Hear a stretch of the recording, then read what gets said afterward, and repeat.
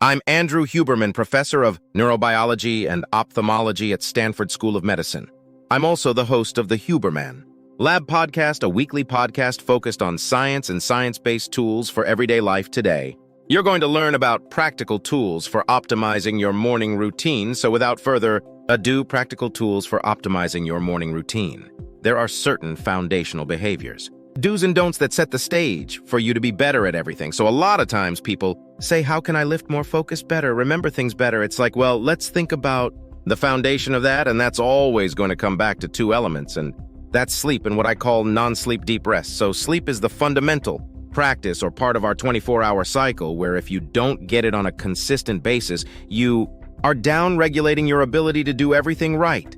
Metabolism is screwed up, immune system is screwed up, etc., etc. However, it is not the case if you get a one night's bad sleep, or that if you're not sleeping perfectly that you can't perform well. But let's talk about sleep, and just because I think it's important, the goal for most people, unless you're pulling vampire shifts on deployment or you're a shift worker, and thank you shift workers, we'll talk about shift work, you should try and get really good sleep 80% of the time, 8% of the nights of your life. The other 20%, I hope you're not getting good sleep for good reasons that you enjoy, but the point is that there are a couple things that you can do. First of all, every cell in your body has a circadian rhythm, meaning every cell has a 24-hour circadian clock that's regulated by genes. Think of these. Your body is a bunch of millions of clocks to need to align those clocks to a single time. This is why when you travel overseas, your gut goes off, or it's more easily you get sick, or your thinking isn't quite right. The clocks aren't in alignment. They're not entrained, as we say, number one practice for everything.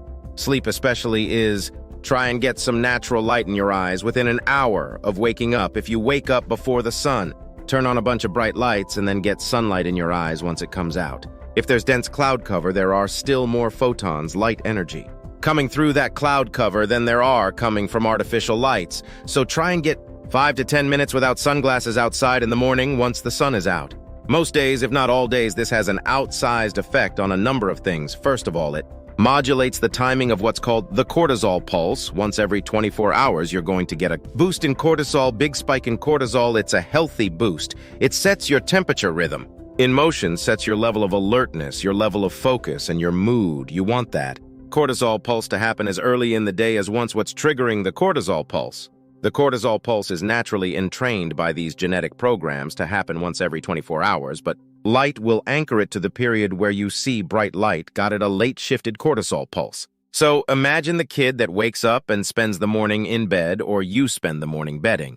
You're texting or you're indoors and you're typing on the computer. That's not enough light to accomplish what I'm talking about, and then you go outside around noon, or when you're in what's called the circadian dead zone, which is the time in which light arriving at the eyes can do certain things. But it can't time this pulse. That means that cortisol pulse is going to come in the afternoon, which means that your temperature rhythm is going to be shifted late. And that's actually a signature of depression and anxiety and difficulty falling asleep. Many people are waking up and they're just spending time indoors, and they're putting on sunglasses, getting in their car and driving, or there's cloud cover and they think there's no sun out. I don't mean that you actually have to stare at the sun. Never stare at any light so bright it's going to damage you. Please don't, and blink as necessary, but the indirect rays from sun trigger these cells in the eyes called melanopsin. Ganglion cells, these are our neurons. They send a signal to your hypothalamus. Then the hypothalamus releases this peptide, which is a wake-up signal for your whole brain and body, and sets a timer for the onset of melatonin release 16 hours later. Melatonin being the hormone that makes you sleepy and makes you want to go to sleep. So you can imagine what happens if you don't get that light until a few hours later. Everything shifted, and then you want to go to sleep. You don't know why you're wide awake at 11:30 or 12 and everything's messed up. The other thing is that you can get bright light from electronic devices early in the day, but it's not enough.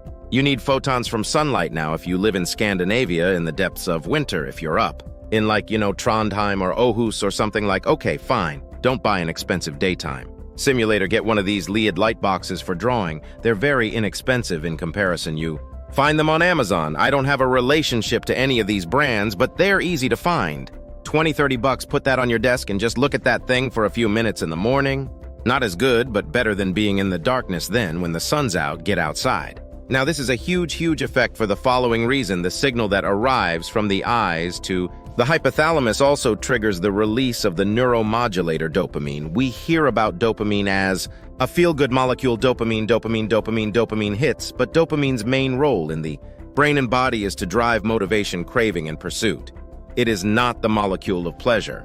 It is the molecule of drive. It is life force. Dopamine is actually the molecule from which adrenaline, epinephrine is manufactured. And you may notice you said we crave sun. It also does make you feel good. Here's why. If you think about seasonally breeding animals, let's think about the Arctic fox. Well, the Arctic fox in winter is white, but in the summertime has darker pellets. There's a pathway going from sunlight to dopamine to melanin production in the skin and fur. So animals that transition from light color to dark color, that's all mediated by dopamine. Guess what else happens? The gonads grow. There are animals that I've worked on in the laboratory, and that also in humans, it's now been shown in a beautiful study that people who get 20 to 30 minutes of light on their skin. This was a study done in Israel, so they wear an appropriate amount of clothing, but they're sleeveless, no hat, no sunglasses. They were told to go outside 20 or 30 minutes 3 times a week, just in the sunshine. Ideally, they were shorts also. They measure testosterone and estrogen in men and women, significant increases in both, and all the associated things of increased passion, blah, blah, blah. That is what they measured in the study. Why? Well, it turns out that light to the eyes, but also light to the skin. The skin is an endocrine organ. It's not just something to tattoo and hang earrings from and put clothing on. And actually, there's a pathway involving a molecule called P53, and the keratinocytes are these skin cells that when UVB, ultraviolet blue light penetrates the skin, because it can penetrate the skin superficially, triggers these keratinocytes to stimulate a pathway that releases dopamine in the brain and body, so you feel better when you're getting light in your eyes and on your skin, and you're increasing testosterone and epinephrine and dopamine increase. That's why you feel good in the summer months. People in Scandinavia know this kind of spring fever. In the winter months, you want to go through every bit of effort to double or triple the amount of time that you're spending outside in the morning, so instead of 10 minutes, make it 30 minutes. We all are familiar with getting sleepy and falling asleep. That's the parasympathetic nervous system taking over. The longer we are awake, the longer the buildup of something called adenosine in the brain and body, and adenosine turns on the parasympathetic nervous system, suppresses the sympathetic nervous system. When we sleep, adenosine is pushed back down. What is caffeine? Caffeine effectively, through some chemical steps, blocks the effects of adenosine. So if you wait, so here's a little trick. I don't like the word hacks, because hacks imply using something for a purpose it wasn't designed for. Here we're talking about hardwired biology. But if you wake up in the morning and you didn't sleep quite as much as you would have liked, and you're sleepy, that means you still have a buildup of adenosine in your system. Let's say you immediately reach for caffeine. Great, you suppress the action of that adenosine and you will be more alert. And guess what happens then? The caffeine wears off and the adenosine binds to the receptors with greater affinity, and you have your afternoon crash. So a practice that's very useful to people is to delay the intake of caffeine by 60 to 90 minutes after waking. Allow the adenosine to be cleared out, because it's not just cleared out in sleep, it's also cleared out in those kind of sleepy states of early morning, so allow it to be cleared out. The other thing that clears it out, exercise. So when you get up in the morning, you're kind of sleepy. I don't want to do this, but you hydrate and train, you clear out the adenosine. Now, I like to drink caffeine before I train her during training. I'm weak like that, but for people that have an afternoon crash, this can have tremendous benefits. And maybe start by pushing it out 15 minutes per day. Most everyone that does this says, oh my goodness, I didn't understand why in the afternoon I'm crashing so hard. This will really, really help. So let me ask you this. I have a sense for you. What time do you wake up? Typically, generally between 4:15 and 4:30. Okay, so for most people, it's going to be a little bit later. Probably, but for you, that means so you're waking up. If it's because of an alarm, it's because of an alarm, but if that's your natural wake-up time now, without an alarm, that means that your temperature is starting to rise at that time. That's why you wake up. That temperature increase triggers that cortisol release now, and that's why some people wake up right before their alarm clock.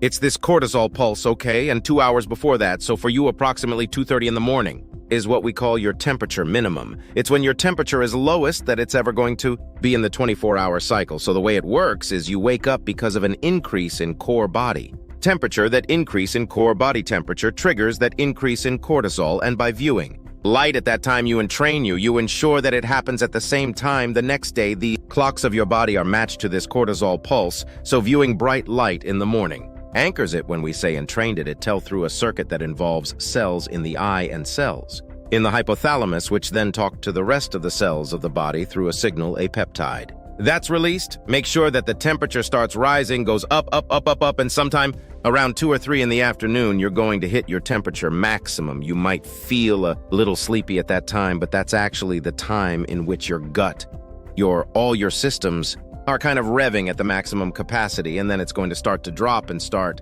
to drop, drop, drop. Now that drop in temperature eventually will be a full 1 to 3 degrees below what your temperature maximum, and that's when you're going to get sleepy and fall asleep. This is why it's important to keep the room cool at night to fall asleep. The goal here is to increase body temperature in order to be awake and to decrease body temperature. In order to be asleep, if we stay with those themes, a lot of this will just fall into bins. Exercising will increase body temperature somewhat paradoxically, getting into a cold shower or cold water. Everyone says what must make you cold, right? Well, if you stay in there a long time. To become hypothermic, right? But let's remember the thermostat example. You have a little area in your brain called the medial preoptic area, and if you make the surface of your body cold, guess what happens? Core body temperature goes up. So if you're going to do ice baths or cold showers, I would say do them sometime better than not at all. There's a beautiful paper published in the European journal Physiology in the year 2000, which took people and had them sit. They actually had them on lawn chairs and water, a pool. It's a great way to run an experiment. I always say people ask about cold showers. There are not a lot of experiments on cold showers because think about it, it's very hard to control. Is everyone under the shower the same way, etc.? You put someone up in water up to their neck. It is, what you're doing? So it's experimental rigor that drives that, but they had people get into reasonably cool water, 60 degrees Fahrenheit, so it's not that cool, but they had them stand for an hour. Or they've had people get into very cold water, something like 40 degrees, for just 20 seconds. Now here's what's really interesting. That shock that you referred to is a adrenaline, also called epinephrine. And it is released from the adrenals, obviously, but also from a site in the brain called locus ceruleus, a little area of the brainstem that then sprinklers the rest of the brain with epinephrine and wakes up the rest of the brain, so that shock occurs in the brain and the body, and actually the stuff in the body doesn't cross the blood-brain barrier, so you're a two-part system. When those two systems are aligned, it's beautiful. When those two systems are out of alignment, that's not good, so you get into cold water. That's the shock for the first 30 seconds for most people who are untrained. Your forebrain, which is controlling decision-making, is basically suppressed in its activity, and other areas are ramped up, so just know that exact panic, just to understand that passes. Then what happens is when you get out of the cold, whether or not it's a longer period at 60 degrees, or a short period, I would hate to hear that people are only doing 20 seconds, but maybe a minute to 3 minutes at 45 degrees or something, there's a long arc release of dopamine and epinephrine.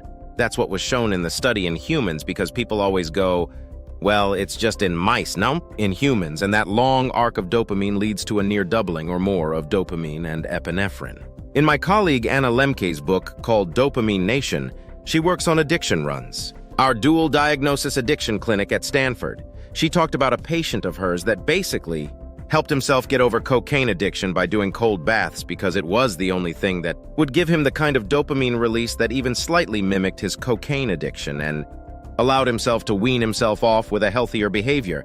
Now, I'm not saying it's the equivalent of a drug like cocaine, but I'm saying that it's a better decision than a drug like cocaine for obvious reasons, so that mood-enhancing effect that you feel afterwards, it's real. It's based on a real neurochemical effect, and that dopamine and epinephrine will combine with the temperature increase from cortisol plus light plus exercise, all things that increase core body temperature. Now you've got increased core body temperature, you created a dopamine release, epinephrine, you've created a summer month inside your body I don't care if you live in Minneapolis in the depths of winter or someplace even as cold as New Hampshire. You are creating summer in your body by doing that now. If you live in San Diego or Los Angeles or Arizona and it's the summer and you're staying indoors and you're on your phone and you're not doing any movement until the afternoon, which is fine. Exercise in the afternoon, I realize.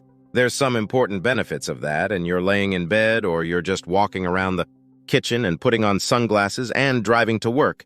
Guess what? You're creating a Colorado winter inside of your body despite the fact that the sun is out.